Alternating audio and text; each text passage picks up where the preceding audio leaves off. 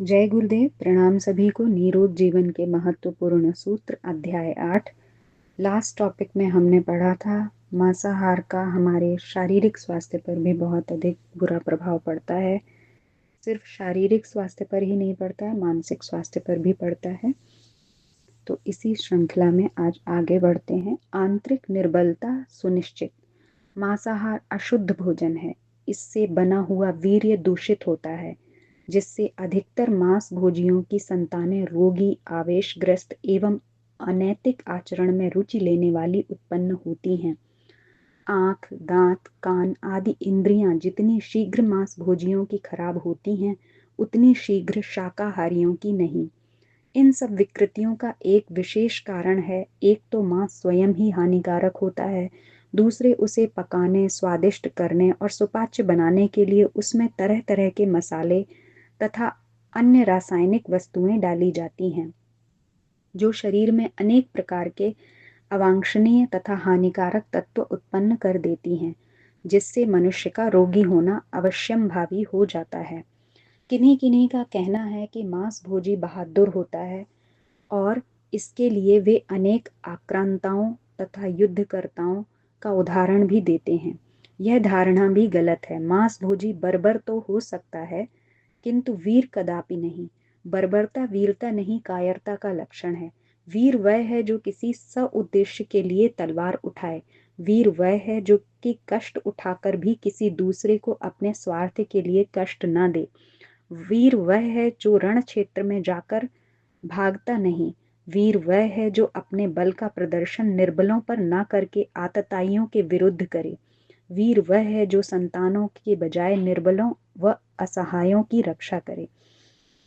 किंतु इनमें से एक भी गुण किसी बर्बर में नहीं देखा जाता। निर्बलों को सताना और सबल के सामने गिड़गिड़ाना, यही बर्बर का सहज स्वभाव होता है। संसार के जितने भी आतताई आक्रांता हुए हैं, उन्होंने किसी वीर से टक्कर लेने की अपेक्षा निर्बलों को ही अधिक सताया है। जो वीर हैं वह वीर गति ही प्राप्त करता है, किंतु बर्बर आतताई सदैव ही कुत्ते की मौत मारा जाता है। मांसाहार भोजन के समर्थन मांस भोजन के समर्थन में किसी बर्बर आक्रांता को बहादुर कहना मनुष्यता के उदात्त गुणवीरता का अपमान करना है। मांसाहारियों और शाकाहारियों की शक्ति परीक्षा करने के लिए संसार में अनेक स्पर्धात्मक परीक्षण किए गए। आज से लगभग 65-66 वर्ष पूर्व सन 1899 में क्वेटा नामक स्थान पर मांस भोजियों तथा निरामिष भोजियों के बीच रस्साकशी कराई गई।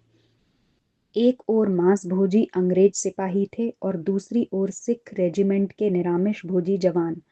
कुछ समय की खींचातान के बाद अंग्रेज सिपाहियों के हाथ छिल गए और थक कर उन्हें रस्सा छोड़ना पड़ा। निरामिष भोजी सिख जवानों की जीत हुई।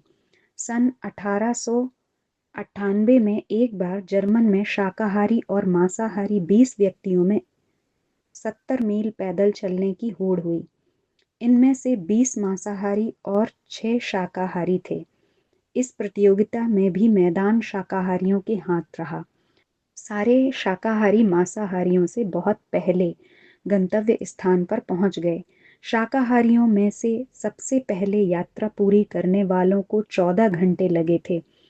14 मांसाहारियों में से केवल एक आदमी निर्दिष्ट स्थान पर पहुंचा, वह भी अंतिम शाकाहारी से 1 घंटे बाद, बहुत ही थका मांदा, जबकि शाकाहारी पूर्ण स्वस्थ तथा प्रसन्न थे।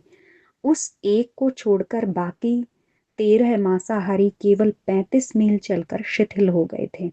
विशुद्ध शाकाहार करने वाले 70 वर्षीय जे ब्रेसन ने इंग्लैंड के सम्मेलन में अपना अनुभव बतलाते हुए कहा, सरकार के आदेशानुसार सैनिकों को शाकाहार की शिक्षा देने के लिए मैं साइकिल पर स्कॉटलैंड गया। इन 8 दिनों की यात्रा में मैं बराबर शाकाहार करता रहा। शाकाहार करते रहने से मेरा स्वास्थ्य बिल्कुल ठीक रहा और 8 दिन साइकिल से चलकर भी जब मैं गंतव्य स्थान पर पहुंचा, तब मुझ में इतनी शक्ति थी कि मैं बड़े से बड़े लट्ठे उठा सकता था और कठिन से कठिन काम कर सकता था। मांस भोजन से मनुष्य को शराब पीने की लत लग जाती है और इन दोनों चीजों का प्रभाव मिलकर मनुष्य के स्नायु मंडल को निर्बल कर देता है और उसमें निराशा तथा विषाद के भाव घर कर बैठते हैं।